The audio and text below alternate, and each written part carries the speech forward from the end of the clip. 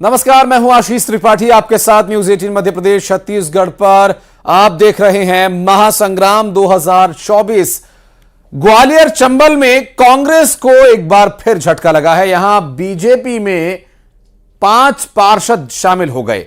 इसमें कांग्रेस से भी कुछ पार्षद आए हैं। बता दें आपको कि ज्योतिरादित्य सिंधिया ने बीजेपी की प्राथमिक सदस्यता इन्हें दिलाई, जिसमें 2 कांग्रेसी पार्षद शामिल हैं। एक बीएसपी का पार्षद बीजेपी में शामिल हुआ, 2 निर्दलीय पार्षद भी बीजेपी में शामिल हुए।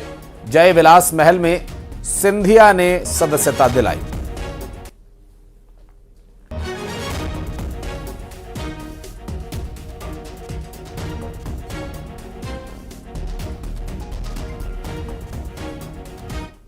हमारे 5 पार्षद ग्वालियर में श्रीमती गौरा जी हैं, हमारे पार्षद ग्वालियर में शामिल हुए।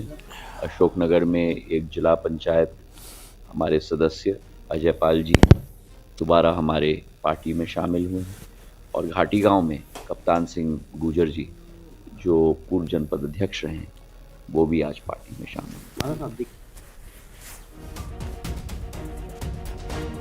चलेंगे सुशील कौशिक के पास, हमारे सहयोगी इस वक्त हमारे साथ मौजूद हैं। सुशील, ग्वालियर चंबल में कांग्रेस पार्टी को झटके पर झटके लग रहे हैं। एक और झटका लगा है, कांग्रेसी अब बीजेपी में शामिल हो गए। बिल्कुल, देखिए, ज्योतिरादित्य सिंधिया लोकसभा चुनाव से पहले लगातार कांग्रेस को झटके पे झटके दे रहे हैं। कल देर रात ग्वालियर के जय विलास महल में ज्योतिरादित्य सिंधिया ने ग्वालियर नगर निगम के जो 5 पार्षद हैं उनको भाजपा में शामिल कराया है। इन 5 पार्षदों में 2 कांग्रेस के पार्षद है, एक बीएसपी का, एक निर्दलीय पार्षद है। और ये जो सभी 5 पार्षद है ये कांग्रेस के खेमे के थे, कांग्रेस को समर्थन दे रखा था, जो एक बीएसपी और 2 निर्दलीय भी थे। तो कांग्रेस के लिए बड़ा झटका है। पार्षद 5 एक साथ बीजेपी में शामिल हुए। बीजेपी के पार्षदों की जो संख्या है 66 में से 41 पार्षद ग्वालियर में बीजेपी के हो चुके हैं। इसके अलावा एक जो जनपद के पूर्व अध्यक्ष हैं कांग्रेस के, वो भी घाटी गांव के जो कांग्रेस के दिग्गज नेता वो भी शामिल हुए भाजपा में। तो निश्चित तौर पर बड़े झटके लगातार ग्वालियर चंबल अंचल में ज्योतिरादित्य सिंधिया दे रहे हैं। कल ही केपी सिंह यादव जो गुना के सांसद है, उनके भाई अजय पाल सिंह यादव जो राहुल गांधी की भारत जोड़ो यात्रा के दौरान भाजपा छोड़ कांग्रेस में शामिल हुए थे, उन्होंने भी कल ज्योतिरादित्य सिंधिया के सामने भाजपा में वापसी की है। तो निश्चित तौर पर जिस तरह से ग्वालियर चंबल अंचल में भाजपा लगातार कांग्रेस को झटके दे रही है, उससे माना जा रहा है कि लोकसभा चुनाव में कांग्रेस की बहुत शुक्रिया आपका और भी बड़े पूरे मामले पर जानकारी देने के लिए। और रोजगार मेले में प्रधानमंत्री नरेंद्र मोदी पहुंचे, क्या कुछ कह रहे हैं सुनवाते हैं आपको। सरकार के प्रयासों से देश में युवाओं के लिए नए नए सेक्टर खुल रहे हैं।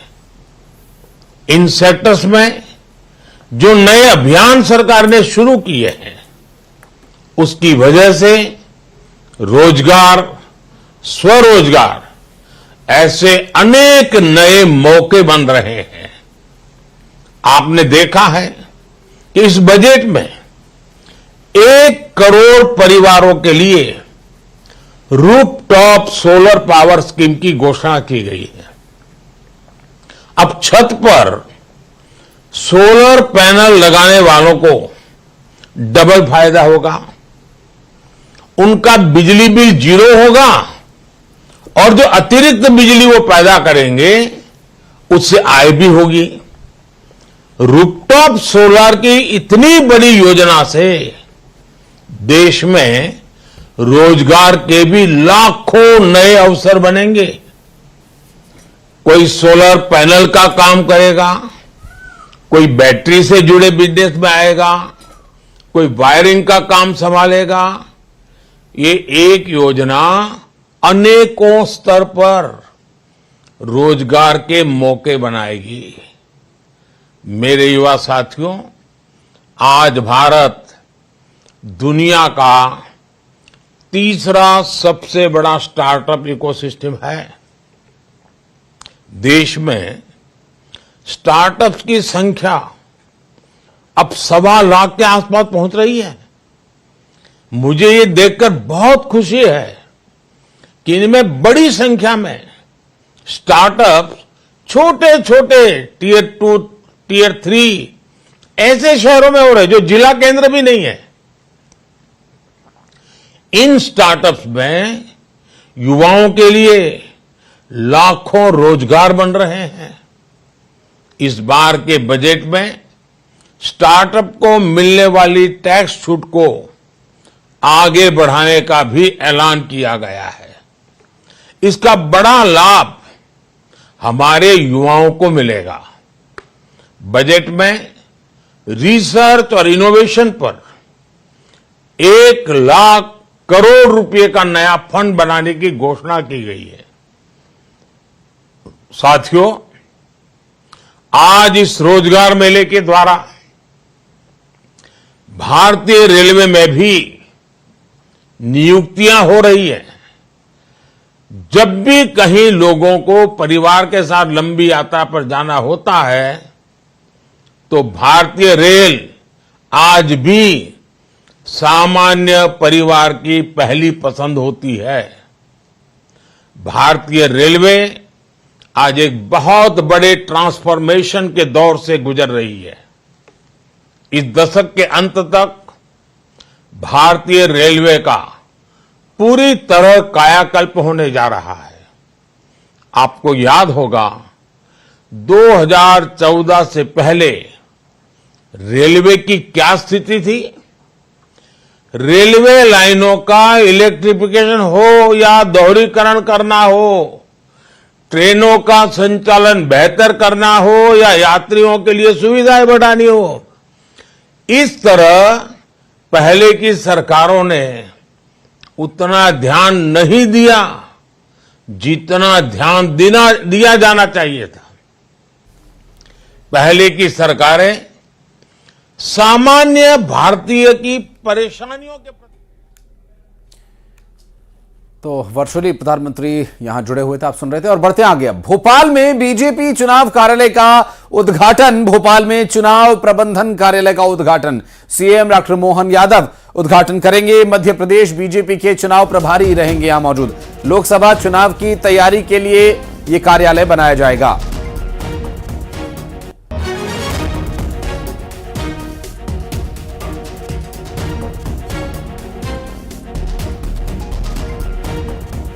आपको बता दें कि सीएम डॉक्टर मोहन यादव चुनावी कार्यालय का उद्घाटन करेंगे और एक वॉर रूम तैयार किया जा रहा है जिसमें ये चुनावी कार्यालय बड़ी भूमिका निभाएंगे।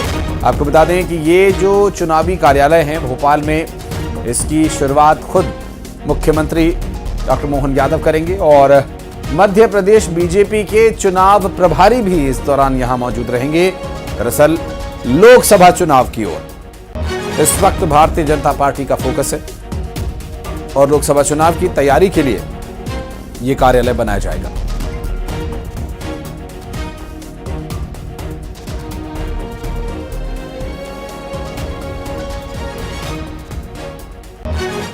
वासु चौरे हमारे साथ इस वक्त जुड़ रहे हैं। वासु, भारतीय जनता पार्टी के वॉर रूम में एक बड़ी भूमिका ये चुनावी कार्यालय निभाने वाले हैं, क्या डिटेल्स मिल पा रही हैं इनके बारे में?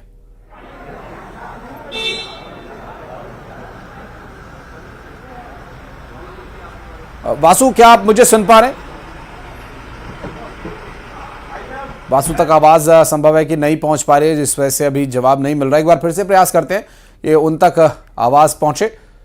फिलहाल बढ़ते आगे, आपको सुमित्रा महाजन को कांग्रेस ने एक ऑफर दिया है। दरअसल कांग्रेस ने सुमित्रा महाजन को न्योता भेजा है। लोकसभा प्रत्याशी बनाने के लिए उन्हें न्योता भेजा गया है। कांग्रेस की टिकट पर चुनाव लड़ने का ऑफर सुमित्रा ताई को दिया गया है। सुमित्रा महाजन ने कमलनाथ को निमंत्रण दिया था, बीजेपी में शामिल होने के लिए निमंत्रण भेजा था। इंदौर से 8 बार सांसद रह चुकी हैं सुमित्रा महाजन और अब कांग्रेस पार्टी ने सुमित्रा महाजन को कांग्रेस पार्टी की तरफ से चुनाव लड़ने का निमंत्रण दिया है। 8 बार इंदौर से सांसद रह चुकी हैं सुमित्रा महाजन और लोकसभा प्रत्याशी बनाए जाने के लिए कांग्रेस पार्टी ने अब की बार उन्हें न्योता भेजा है। दरअसल सुमित्रा महाजन ने कमलनाथ को बीजेपी से चुनाव लड़ने का निमंत्रण दिया था और अब कांग्रेस पार्टी ने सुमित्रा महाजन को चुनाव लड़ने के लिए निमंत्रण दिया है कांग्रेस पार्टी के टिकट पर।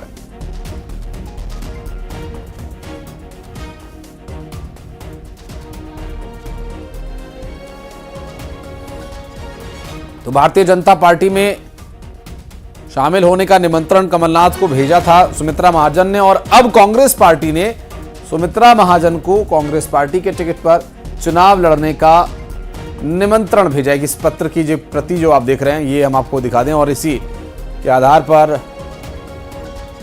उन्हें चुनाव लड़ने के लिए कांग्रेस पार्टी निमंत्रण दे रही है। और छत्तीसगढ़ के पूर्व डिप्टी सीएम टीएस सिंहदेव का बड़ा बयान आया। उन्होंने कहा कि वो लोकसभा का चुनाव नहीं लड़ने वाले हैं। टीएस सिंहदेव ने स्वास्थ्य कारणों, पारिवारिक कारणों का हवाला देकर आगामी लोकसभा चुनाव लड़ने से इनकार कर दिया। हालांकि उन्होंने इस चुनाव में कांग्रेस पार्टी के आधे से ज्यादा सीटें जीतने की बात जरूर कही है। उनका कहना है कि आधे से ज्यादा सीटें कांग्रेस पार्टी जीतेगी। लक्ष्य ये रहेगा कि सभी 11 सीटें जीत पाएं, लेकिन आधे से ज्यादा सीटें जीतने का दावा उनका है। टीएस सिंहदेव ने कहा कि कांग्रेस छत्तीसगढ़ की 11 में से 5 से 6 सीटें जीत सकती है। अभी मीटिंग भी हुई थी, वहाँ बात भी आई थी। मैंने कहा व्यक्तिगत मेरे पारिवारिक कारण है, स्वास्थ्यगत कारण है परिवार के, उन परिस्थितियों में मैं लड़ नहीं पाऊंगा। और कई लोग कहते हैं सरगुजा से आप लड़ेंगे क्या, तो वो तो आरक्षित सीट है। कि अन्य जगह से भी बात आई थी, कोरबा से भी बात आई थी, बिलासपुर से भी बात आई थी, तो मैं उस स्थिति में ही नहीं हूँ। लेकिन आधी से ज्यादा सीटों में कांग्रेस की अच्छी संभावना है और हम लोग चाहेंगे कि आधी से ज्यादा सीटें कांग्रेस जीते। प्रयास रहेगा सभी जीतने का। तो वहीं अरुण साव ने इस बयान पर निशाना भी साधा। उनका कहना है कि कांग्रेस लोकसभा चुनाव से पहले ही हार मान चुकी है। बड़े नेता चुनाव लड़ने से इनकार कर रहे हैं, इसका मतलब ही स्पष्ट हो रहा है कि कांग्रेस पार्टी हार मान चुकी है और छत्तीसगढ़ में हम 11 की 11 लोकसभा सीटें जनता के आशीर्वाद से जीतेंगे। जनता आज नरेंद्र मोदी जी के साथ खड़ी है। एक तरफ टीएस सिंहदेव छत्तीसगढ़ की आधी सीटें जीतने की उम्मीद जता रहे हैं, दूसरी तरफ बीजेपी ने प्रदेश के सभी 11 लोकसभा सीटों को जीतने की तैयारी तेज कर दी है। और इसी कड़ी में बीजेपी के प्रदेश के सभी 90 विधानसभा क्षेत्र में कार्यालय खोले जाने का ऐलान किया गया है। पार्टी ने ये ऑफिस खोलने की जिम्मेदारी क्लस्टर प्रभारियों को दी है। गौरतलब है कि बीजेपी ने पूरे छत्तीसगढ़ को 3 क्लस्टर्स में बांटा है। लोकसभा के अंदर 11 लोकसभाओं में कार्यालय का लोकार्पण कर चुके हैं। हमारी गतिविधियां बढ़ गई है। निचले स्तर पर विधानसभा में कार्यालय का गठन करना, जो हमने लगभग 34 कमेटियां बनाई है, उसको लोकसभा के बाद में विधानसभा तक स्तर पर चुनाव की दृष्टि से जो महत्वपूर्ण है उसको इम्प्लीमेंट करना, और नीचे तक हमने अपना वॉल राइटिंग अभियान प्रारंभ कर दिया। हमने बूथों की बैठक लेना कर दिया, घर घर चलो अभियान प्रारंभ कर दिया। केंद्र सरकार की योजनाओं को लेकर के जो हितग्राही है उनसे संपर्क अभियान भी हमारा प्रारंभ हो चुका है। और लेखानुदान को लेकर डिप्टी सीएम और वित्त मंत्री जगदीश देवड़ा ने कहा कि 4 महीने के खर्च के लिए ये अंतरिम बजट लाया जा रहा है। इसमें सभी वर्गों का ध्यान रखते हुए सभी योजनाओं के लिए प्रावधान है। उनकी माने तो इस बजट में किसी नई योजना को नहीं लाया जा रहा। उन्होंने कहा कि सबका साथ, सबका विकास और सबके प्रयास के साथ काम किया जा रहा है। सभी के लिए मुझे लगता है कि जो आवश्यक सारे विभाग हैं जिनका काम चल रहा है, और मुख्य रूप से जो आवश्यक खर्चे हैं, वेतन भत्ते, पेंशन, वाहन खर्च और योजनाएं जो चल रही है, जो सरकार की जो योजनाएं चल रही है उनके लिए, क्योंकि 4 माह के लिए फिर व्यय के लिए, क्योंकि अब पूर्ण बजट आएगा जुलाई के बाद या जुलाई में आएगा, इसलिए बाकी सारे बजट पर सभी विभागों पर उस समय हम पूरा करेंगे। वो प्रक्रिया चल रही है। लाडली बहना के लिए भी मैंने कहा ना, जितनी योजनाएं चल रही है उन सबके लिए भी इसमें प्रावधान हम करेंगे। कांग्रेस आरोप लगा रही है कि मोदी की गारंटी पूरी नहीं की जा रही मध्य प्रदेश में और कर्ज लेकर ज्यादा। कौन सी गारंटी पूरी नहीं हो रही है? मुझे लगता है मोदी की सारी गारंटी पूरी हो रही है।